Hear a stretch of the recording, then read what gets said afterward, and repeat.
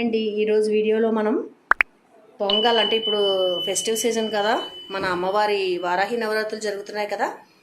మనం ఈరోజు పొంగల్ చేయడం అన్నమాట. అంటే అమ్మవారికి నైవేద్యం కింద చేసుకుందాం అని చెప్పి మా ఆడబడి చేత కొద్దిగా చెయ్యమ్మ, తనైతే బాగా చేస్తుంది. ఎందుకంటే వాళ్ళు తమిళనాడులో ఉంటారు కాబట్టి, చెన్నై నుంచి వచ్చిందనమాట. ఇదిగోనండి మా ఆడపడుచు. మా హాయ్ చెప్పు.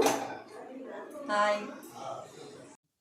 వాయిస్ ఓవర్ ఇవ్వక తప్పలేదండి, వెనకాల డిస్టర్బెన్స్గా ఉంది. అయితే ఇప్పుడు కావాల్సిన పదార్థాలు చూద్దాం. జీలకర్ర, జీడిపప్పు, పచ్చిమిర్చి ఇలా సన్నగా కట్ చేసుకోవాలి. అలాగే కరివేపాకు, అల్లం, మిరియాలు, ఇంగువ. ఇది చూపిస్తున్నాను కదండి, అది ఇంగువ అండి. ఇప్పుడు ఎంత బియ్యం కావాలో చెప్తాను. గ్లాసున్నర బియ్యం తీసుకున్నాం మేమైతే. అర గ్లాసు పప్పు తీసుకున్నాం అనమాట, పెసరపప్పు. కావాలంటే కొద్దిగా వేసుకున్నా పర్వాలేదు. ఈ రేషియోలో తీసుకొని బియ్యం 2.5 గంటల ముందే నానబెట్టుకొని పెట్టుకోవాలి. వాటి శుభ్రంగా కడిగి పక్కన పెట్టాము. వీటన్నింటినీ మనం ఇప్పుడు ఫ్రై చేసుకోవాలండి బాగాన. ఇక్కడ నెయ్యి అలాగే కొద్దిగా ఆయిల్ వేసాం కదా, వీటన్నింటినీ ఇలా బాగా ఫ్రై చేసుకోవాలి. ఫ్రై చేసుకొని మనకి ఇప్పుడు వాటర్ చూద్దాం, నేను మీకు చూపిస్తాను. వాటర్ అయితే గ్లాసుకి 2 గ్లాసుల చొప్పున వేసుకోవాలి. అంటే మనం ఇప్పుడు మొత్తం తీసుకున్న గ్లాసున్నర రైస్ కదండి, 1:2 అలా చూసుకొని లెక్క మీరు వేసుకోండి. ఈ గ్లాస్తో అయితే మేము రైస్ తీసుకున్నాం అన్నమాట.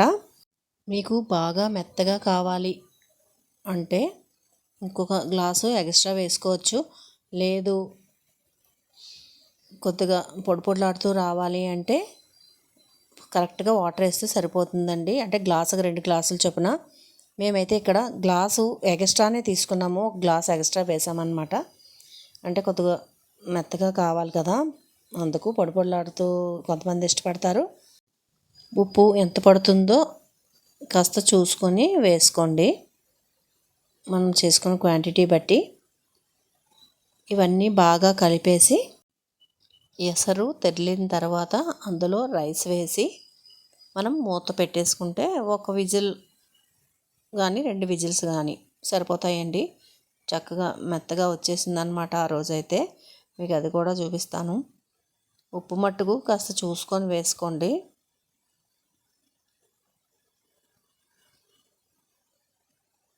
ఇదిగోండి ఎసరు మరిగిపోయిందనమాట. మరిగిపోయిన తర్వాత అందులోని బియ్యం మొత్తం వేసేస్తున్నాం.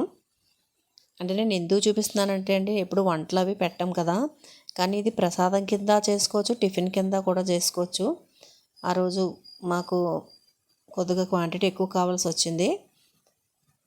ఇలా మీకు ప్రసాదాలకి ఉపయోగపడుతుందని చెప్పి నేనైతే ఇది ఇలా మా ఆడపడుచు బాగా చేస్తుంది, కొద్దిగా చేయమని చెప్పి అంటే తను వెంటనే చేసిందనమాట. ఆ రోజు మీకు ఏమైనా ఉపయోగపడుతుందేమని చెప్పి నేను ఇలాగా ఈ వీడియో అయితే చేశానండి. మీరు కూడా ఒకరోజు అమ్మవారికి నైవేద్యంగా కానీ లేదా మీ ఇంట్లో కుటుంబ సభ్యులకి టిఫిన్గా కానీ చేసి పెట్టండి. టేస్ట్ అయితే చాలా బాగుంటుంది. ఇదిగోండి కుక్కర్ అయితే మూత పెట్టేస్తున్నాము. ఇప్పుడు మనం విజిల్ కోసం వెయిట్ చేద్దాం.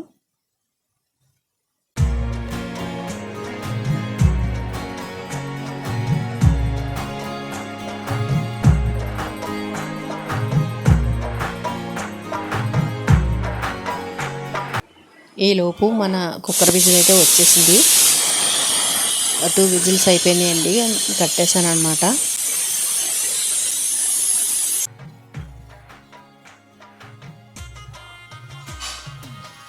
పక్కన టీ కూడా పెట్టేశాము. టీ అయితే గబగబా మరిగిపోతుంది.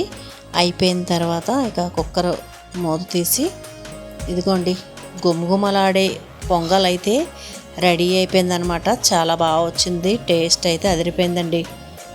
మనం కొద్దిగా చిన్న గిన్నెతో తీసి కొద్దిగా అమ్మవారికి మామూలుగా అలా పెట్టేశాను అనమాట, దేవుడి దగ్గర పెట్టాను. ఎందుకంటే ప్రసాదం కింద మరొకసారి నేను తయారు చేసుకుంటాను. మా ఆడపడుచు ఎలా చేసిందో మీరు చూసారు కదా, మరి ఒకసారి మీరు ట్రై చేసి చూడండి. బాగా వస్తే నాకు కామెంట్ రూపంలో తెలియచేయండి. మరి ఈ గుమగుమలాడే పొంగల్ అయితే మీకు నచ్చే ఉంటుందని అనుకుంటున్నాను. మరొక మంచి వ్లాగ్తో మళ్ళీ కలుసుకుందాం. అంతవరకు సెలవండి.